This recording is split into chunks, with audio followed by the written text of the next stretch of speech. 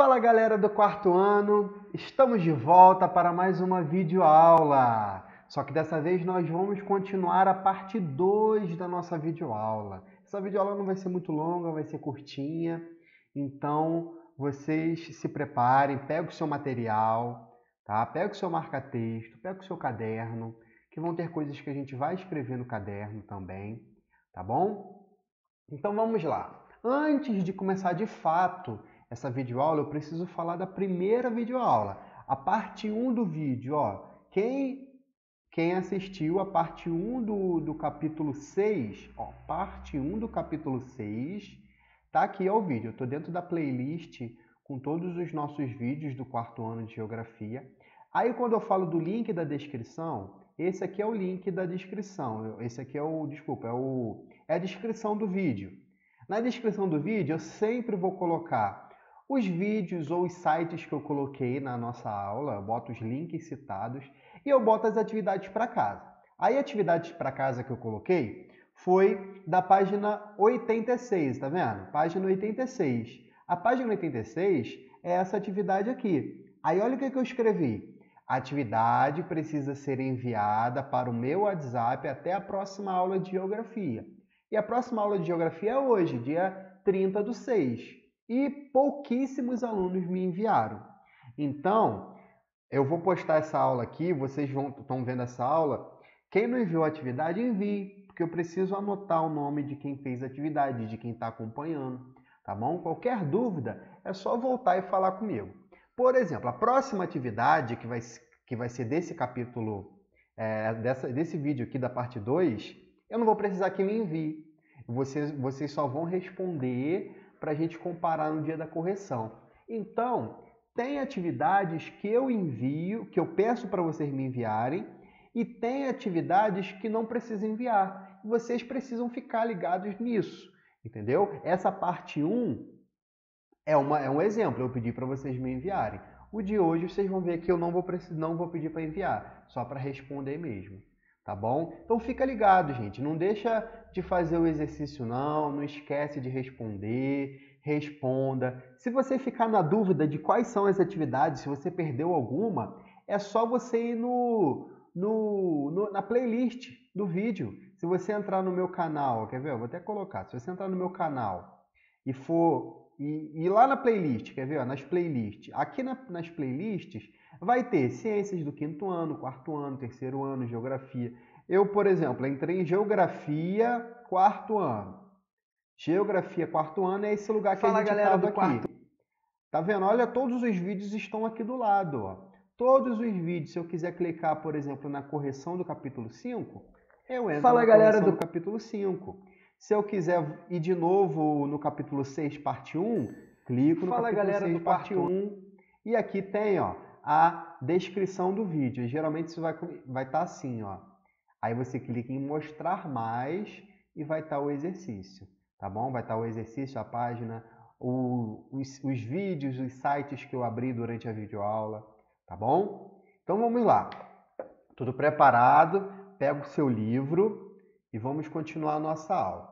Na aula de hoje, a gente vai falar rapidamente sobre algumas diferenças, algumas semelhanças entre os brasileiros, falar um pouquinho da população brasileira, a distribuição da população brasileira e um pouquinho da desigualdade social, tá? Então vamos lá.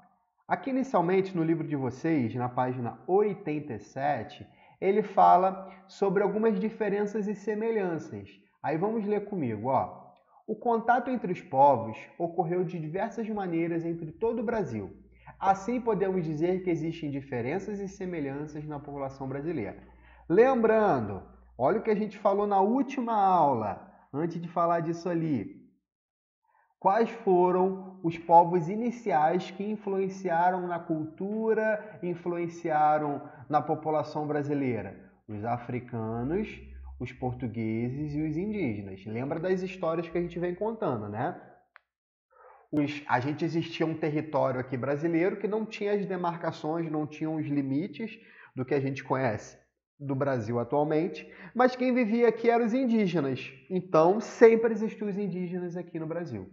Sempre existiu. De onde vieram os indígenas, aí já é uma outra história. É a história de como surgiram os seres humanos, por exemplo, né? Com a chegada dos portugueses, os portugueses começaram a colonizar aqui o território brasileiro e trazer os africanos, que infelizmente foram trazidos da África para serem escravos aqui no Brasil, né? Então são esses três povos iniciais. Depois, ao longo desses 500 anos, muitos outros povos chegaram, de várias partes do mundo e foram chegando aqui no Brasil. E toda essa mistura de povos, foi criando a cultura brasileira que nós temos hoje, tá? Beleza? Então, assim a gente pode continuar. Vamos voltar aqui para a página 87. Vamos lá. Os brasileiros, em sua maioria, falam a língua portuguesa. Porém, em algumas cidades e estados é possível perceber jeitos de falar com sotaques e expressões próprias. Isso é fácil, né? Quando eu cheguei na escola, no ano passado, todo mundo só me chamava de carioca. Por quê? Porque meu sotaque era sotaque de carioca, não tem jeito, né? Eu morava no Rio, meu sotaque era esse. E eu acho que ainda tô com o meu sotaque ainda, não sei, né? Vocês que vão me dizer, já deve ter acostumado já com o sotaque do tio Alan, né? Mas a gente vai reparar, vai ver, a gente vê em filmes, a gente vê na televisão, o sotaque de vários locais do Brasil. Sotaque lá, por exemplo, lá do Nordeste, é completamente diferente do sotaque de quem mora lá no Sul, lá no Rio Grande do Sul, a galera que toma chimarrão, né? O sotaque é uma diferença que a gente tem aqui no território brasileiro. A gente tem uma outra diferença também na culinária. Na culinária, a gente vai ter, por exemplo, aqui a moqueca. Olha aqui, vamos ver sobre a moqueca, ó. Ele está presente em vários lugares, estados brasileiros, porém existem formas diferentes de prepará-la. No estado da Bahia, utiliza-se azeite de dendê, ingrediente de origem africana. Já no Espírito Santo, usa-se óleo de urucum. Tá vendo? Aqui em Espírito Santo vai utilizar esse tipo de óleo, que vai ser bem diferente do dendê na Bahia, por exemplo. Aqui, a mandioca. Para mim, olha que legal. O avô da minha esposa trouxe para ela a mandioca. Aí eu falei, tem empim para a gente comer a empim. Aí ela, empim? A empim tá errado, é mandioca. Eu falei, não, lá no Rio é empim. Lá no Rio é empim.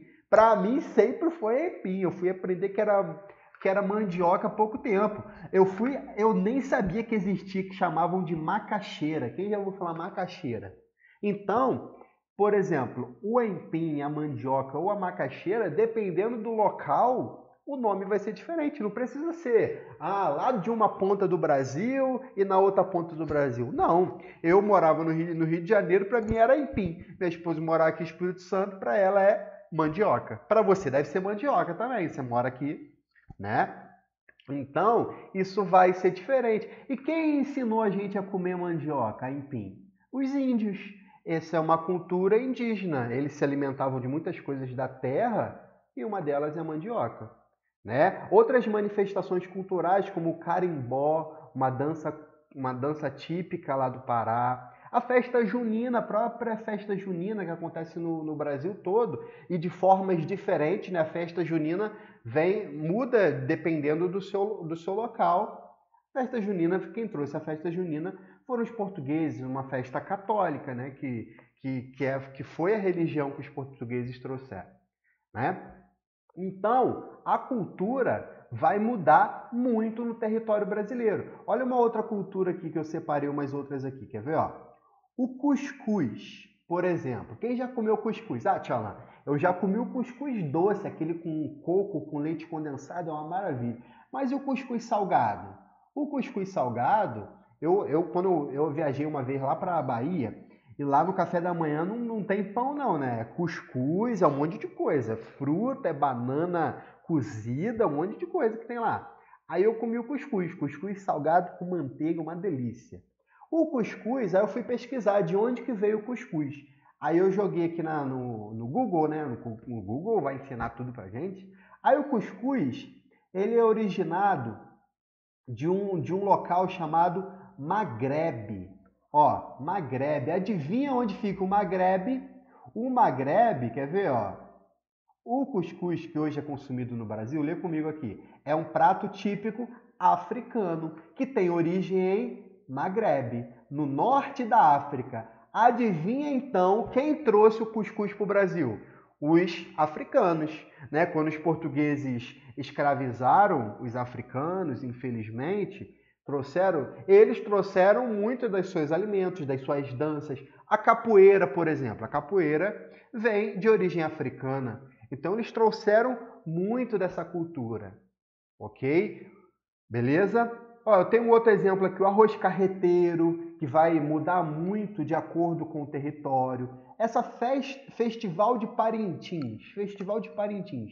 Parintins a cultura dele parece tipo um carnaval. É uma cultura que vai ter num local que fica lá na região norte, lá na Amazônia, lá em Manaus, perto de Manaus. É uma cidade, Parintins é uma cidade que tem uma festa muito grande, que conta a história de dois bois, porque a gente está até aqui nessa foto. Dois bois que eles tinham rivalidade, é uma história que eles contam e transformaram isso numa festa.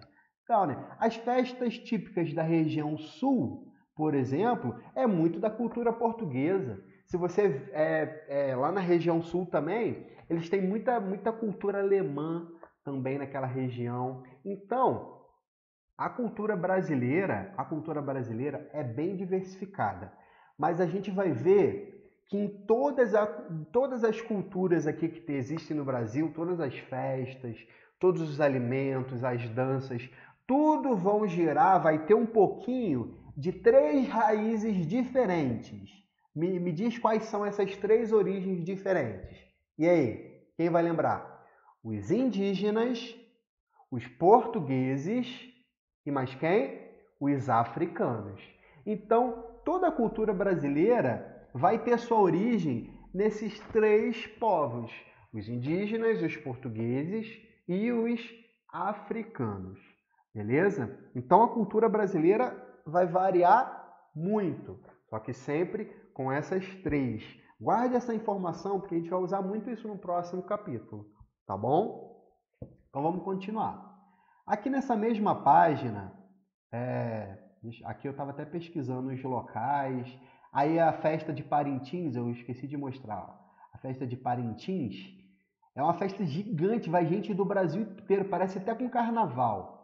Eles fazem várias ornamentações relacionadas aos bois, às danças, e é muita coisa. Parece até um carnaval, ó, mas é a festa deles lá, dura vários dias. É bem interessante, bem legal. Vou fechar essa página aqui também. Bom, continuando a nossa página 87. Eu vou ler aqui embaixo que agora a gente vai falar um pouquinho da distribuição da população. E a gente vai ver um pouquinho a mais do que está aqui. Ó. Vamos ler comigo? Outra característica da população, acompanha aqui, tá? Da população brasileira, é que as pessoas estão distribuídas de forma irregular no território do país. Enquanto existe um grande número de habitantes em alguns estados, em outros o número é reduzido. Por exemplo, segundo uma pesquisa realizada em 2019, o estado de São Paulo é o mais populoso do Brasil, com aproximadamente 46 milhões de habitantes. Pô, 46 milhões é muita coisa. Por quê? A gente tem aqui por volta de 211 milhões, então só em São Paulo tem 46 milhões, é bastante coisa, né? Enquanto o estado de Roraima, ou Roraima, pode ser chamado dos dois nomes, é o menos populoso, com 605 mil habitantes. Roraima, só para a gente se localizar, ó, olha onde fica aqui Roraima. Roraima fica lá em cima no norte. Localizaram aqui? Fica lá em cima. Aí, o que ele mostrou? Ele mostrou que a distribuição da população brasileira vai ser muito desigual. Aí eu tenho duas imagens para mostrar para vocês. A primeira é essa daqui, ó. Essa imagem aqui, ele vai mostrar a densidade populacional. Densidade populacional é um assunto que a gente vai estudar no 5º ano, em geografia. Mas o que é isso? A densidade populacional é uma relação de área, ou seja, do território que está aquelas pessoas, e a quantidade de pessoas que está ali. Aí, por exemplo, a densidade populacional aqui em São Paulo, por exemplo, no Rio de Janeiro, aqui nessa partezinha aqui de Minas Gerais, Espírito Santo, é bastante alta. Agora, lembra que Roraima está aqui, né? Até aqui em cima. Agora, se olhar Roraima lá em cima, ó, a densidade populacional vai estar só em um pedacinho. Se eu olhar aqui, por exemplo, para a Amazônia, ó, olha aqui, não tem nem população praticamente aqui. População predominante aqui é indígena, a gente vai ter aqui Manaus e vai ter muito pouco. Agora, olha a região Nordeste. É a densidade populacional que a gente vai ter na região Nordeste. Olha essa outra imagem aqui, mostrando como se fosse à noite, os pontinhos luminosos. Aí tá meio ruim a imagem, mas ó, repara só, toda essa região litorânea, tá vendo? Toda essa região litorânea de praias é onde vai ter mais população. Do lado de cá não é praia não, do lado de cá são os outros países, lembra? Então toda essa região aqui vai ter mais população, a região litorânea. Essa outra imagem aqui, toda a região litorânea também é onde vai ter mais população. Já pararam para pensar por que essa distribuição do Brasil é tão diferente? Por que a gente vai ter mais pessoas morando na região litorânea e menos pessoas morando mais para dentro do Brasil? Será que isso tem relação com a colonização do Brasil, aquela história que eu contei para vocês da chegada dos portugueses? A resposta é sim. Com a chegada dos portugueses, eles chegaram primeiramente nessa região aqui, na região litorânea, e foi preenchendo toda essa parte litorânea inicialmente. Então, a distribuição da população brasileira vem acontecendo desde o período colonial e teve influência, primeiramente, nessa parte litorânea, na parte que vai ter as praias. Por fácil acesso, por essas regiões serem regiões para melhor viver, entendeu? Que a gente vai ter algumas mudanças. Então eu separei aqui 3 motivos que influenciam, não só influenciaram, mas influenciam até hoje, influenciam a distribuição da população brasileira. E são esses aqui, quer ver? Ó? Eu coloquei assim, ó, fatores que influenciam na distribuição da população brasileira. O primeiro fator é um fator histórico, que é o que a gente acabou de falar. Processo de colonização do país, onde a ocupação se iniciou pelo litoral. Então, na história que a gente contou, com a chegada dos portugueses, a ocupação inicial foi toda no litoral, depois que foram chegando mais para dentro do território brasileiro, né? Um outro fator é um fator natural, a gente fala pouco desse fator, mas regiões longe do litoral possuem um clima mais seco, com florestas mais densas e relevos irregulares. Ou seja, é mais difícil você chegar lá, você tem um clima muito diferente, com poucas chuvas, uma floresta, às vezes uma floresta muito fechada, que é difícil você abrir acesso.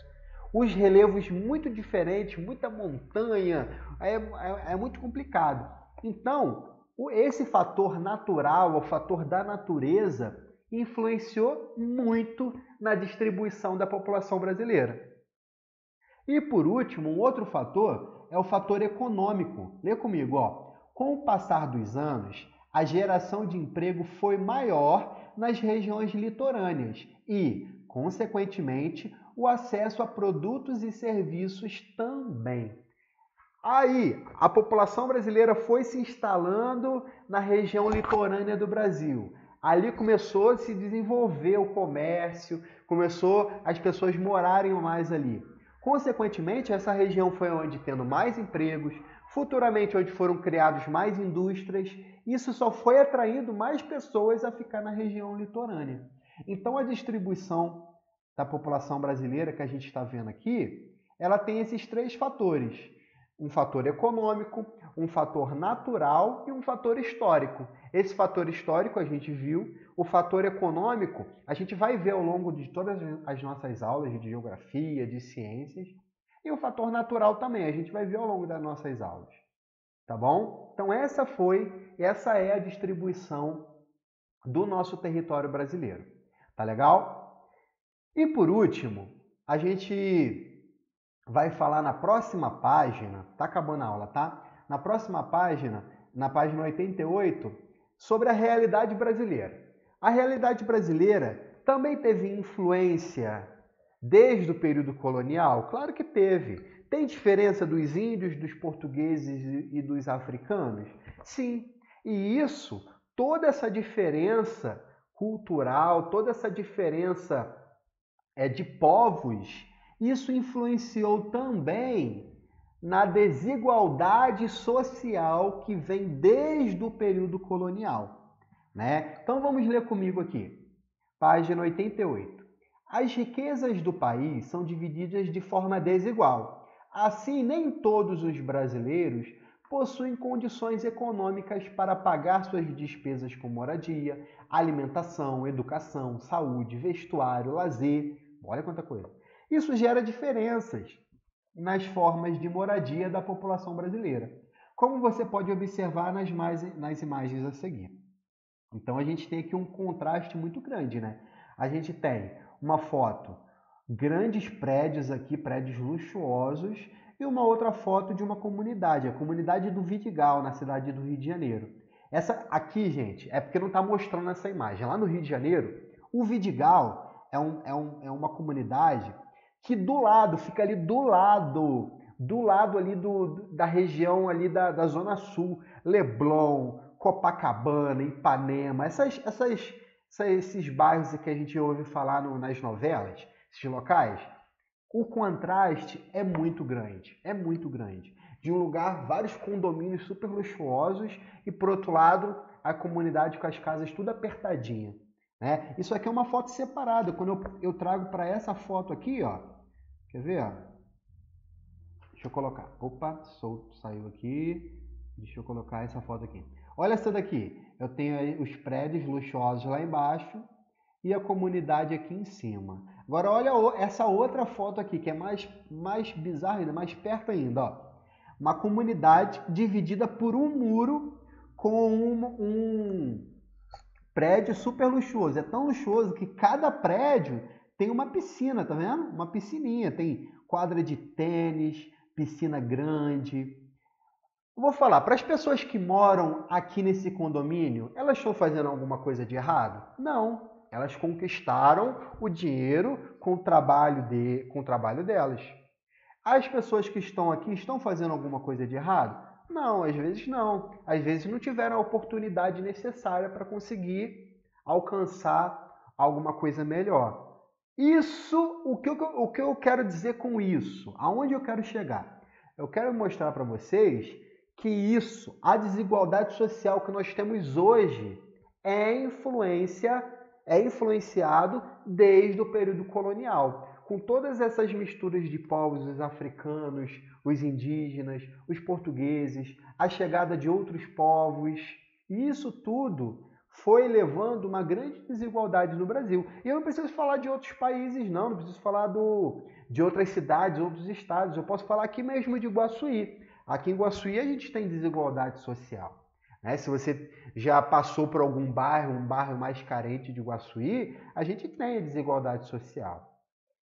E as pessoas que têm condições boas de ter muitas coisas dentro de casa, elas não está errado não, foi conquista dos pais de vocês, foi conquista dos seus familiares, foram conquistas que foram feitas. Mas essa aula aqui, esse pedaço final aqui, é só para mostrar que existe sim a desigualdade no nosso Brasil. Agora, como solucionar essa desigualdade é uma outra história, é uma outra aula. Aqui a gente está para mostrar que existe. Tá? Assim como existe diversas culturas diferentes no nosso território, diversas danças, diversos tipos de alimento, diversas religiões que também foram influenciadas por os povos, pela colonização do Brasil, a desigualdade social também está presente. Ok? Então chegamos no fim do nosso capítulo 6. Tá? Antes de acabar essa aula, assim que acabar a aula e você fazer o exercício, leia o para relembrar. Esse para relembrar vem dando os resuminhos pra gente, tá bom? Lê cada um, ele fala aqui um pouquinho dos africanos, dos portugueses, dos indígenas, e logo depois a gente vai falar no capítulo 7 de mais um pouquinho de várias culturas que existem aqui no Brasil. Tá bom? Então, a atividade para casa que vocês vão fazer é da página 88 e 89. Essas atividades não precisam me enviar. A que eu quero que vocês me enviem o quanto antes é a da página 86. Tá bom? Então é isso, gente. Um beijão para vocês. Até a próxima aula. A próxima aula vai ser de correção, hein? Próxima aula de geografia de correção. Então você precisa me enviar isso aqui o mais rápido possível. A página 86, tá? Um beijão para vocês, até a próxima aula aí. Tchau, tchau!